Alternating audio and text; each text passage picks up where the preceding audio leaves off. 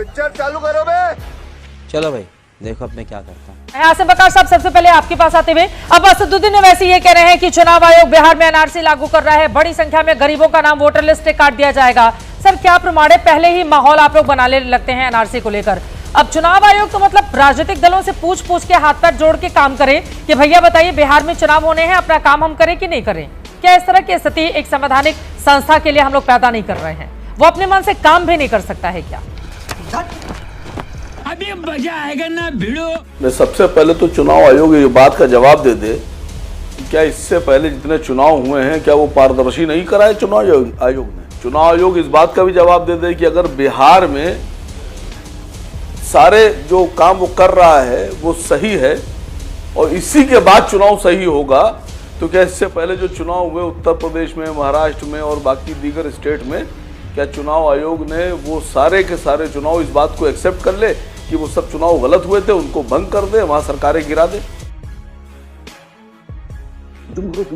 ये कौन सी बात चुनाव आयोग कर रहा है? चुनाव आयोग उस तरह के पेपर मांग रहा है जिस तरह का डिस्क्रिप्शन एनआरसी के लिए किया गया है। चुनाव आयोग वो वाली बातें कर रहा है कि जो एनआरसी और सीए विभाग को करना चाहिए। भाई सीधी सी बात है, आधार आपका अपना कार्ड है, देश का कार्ड बात बता रहे हैं, हर जगह आधार लग रहा है। एयरपोर्ट पे जाइए बिना आधार की एंट्री नहीं देते हैं, बिना पासपोर्ट के। बाकी और जगह पे आधार की जरूरत है, तो आप वोटर आईडी को आधार से कनेक्टेड क्यों नहीं कर रहे हैं? हो गया काम आपका। अब क्या खेती की जमीन के पेपर, घर की जमीन के पेपर, बाप के पेपर, माँ के पेपर, ये सब मतलब चुनाव आयोग चाह क्या रहा है? पहले या तो बता दे कि ये सही है या पहले सही था। मैं ज्यादा सवाल नहीं पूछूंगा। चुनाव आयोग की मंशा पे सवाल चुनाव आयोग खुद खड़े कर रहा है। चुनाव आयोग ये बता रहा है कि वो सीधे तौर पर भारतीय जनता पार्टी के इशारे पर काम कर रहा है और चुनाव आयोग की जो काम करने की प्रक्रिया है वो बिल्कुल आरएसएस की मानसिकता को दर्शा रही है। जो आरएसएस सोच रहा है, जिस तरह की बातें भारतीय जनता पार्टी के तमाम लीडर कर रहे हैं, चुनाव आयोग उस तरह काम कर रहा है। ये तो देश की संस्था का काम नहीं है मैडम। ये बिक गई है गवर्नमेंट, अब गवर्नमेंट में कुछ नहीं है। बात तो सही है। इसके पहले जो 13 बार तो हुआ है वो बीजेपी की तरह ही काम करते हुए चुनाव आयोग की ओर से इम्प्लीमेंट किया गया था। इसके पहले भी 13 बार हो चुका है सेम यही प्रक्रिया। 13 बार जोकर कहीं का, ये देखिए बोला बदतमीज आदमी। मेरा सीधा सा कहना यह है कि उसने ये बात कही कि विपक्ष नहीं चाहता कि निष्पक्ष चुनाव हो, निष्पक्ष चुनाव में विपक्ष रोड़े अटका रहा है। तो क्या इससे पहले निष्पक्ष चुनाव नहीं कराए चुनाव आयोग ने? और अगर चुनाव आयोग को लगता है तो चुनाव आयोग सब भंग कर दे सरकारें पिछली। ये कौन सी बात कह रहा है? कि अगर मुझे कोई तो ये लग रहा है बकार साहब, मैं दर्शकों की जानकारी के लिए बात बता दूं, हमने बड़ी कोशिश की कि ये जो डिटेल हैं जो मांगे जाएंगे इसके लिए वो डिटेल हमें मिल जाए ताकि दर्शकों को पढ़ के हम बता पाए कि आखिर कौन कौन से आपको अपने कार्ड देने होंगे प्रमाण पत्र के लिए।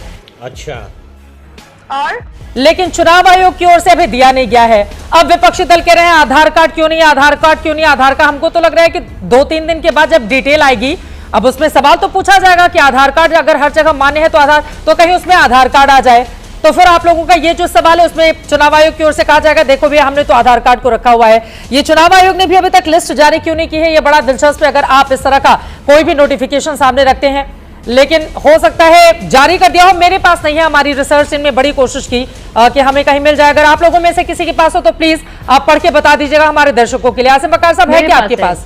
नहीं।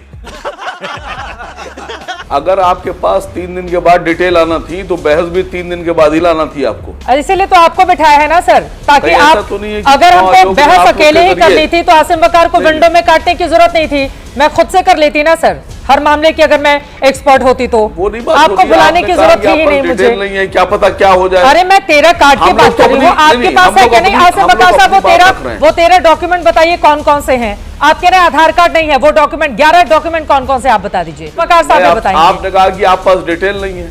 अरे मैंने कहा कि वो 11 लिस्ट नहीं है, उसमें आधार कार्ड है या नहीं है उसकी जानकारी। वकार साहब आप बताइए ना, इसीलिए आपको बुलाया है सर, बकायदा पूरे सम्मान के साथ। आपसे सुन लेती हूँ ना। मैं तो आपसे गुजारिश करूंगा कि चुनाव आयोग के किसी अधिकारी को लगाइए फोन। ठीक है। और देश को उससे सुनवाइए कि वो क्या चाह रहे हैं। वकार साहब आपके पास अगर डिटेल है तो आप दे दीजिए, उसके बाद मैं बाकी मेहमानों के पास जाऊँ। वकार साहब आपके पास हो आप बता दीजिए, आपने चूंकि मुझे लेकर जब टिप्पणी आपके की है पास डिटेल नहीं हो तो वकार- बाकी किसी के पास सही डिटेल नहीं होगी। आपने मुझसे कई बार पूछा कि आप बता दीजिए कौन कौन से डॉक्यूमेंट्स हैं, लिस्ट दे दीजिए। मैंने जानबूझकर नहीं बोला था। मुझे इस बात का इंतजार है कि सबसे पहले चुनाव आयोग खुद डिक्लेयर करे। अब आपके सामने ये वाजपेयी जी कह रहे हैं कि गुमराह कर रहा है विपक्ष, और आपके चैनल पर कौन गुमराह कर रहा है? जो सरकार पक्ष के 3 लोग बैठे हैं, बीजेपी, जेडीयू और ये एलजेपी, ये तीनों ही आपस में सेटिस्फाई नहीं है। बिल्कुल, ये क्या खुद 18 है कि 11 है? जनता को गुमराह कर रहे हैं। हाँ, एक कह रहा है कि आधार है, एक कह रहा है आधार नहीं है, दोनों के पास दस्तावेज नहीं है।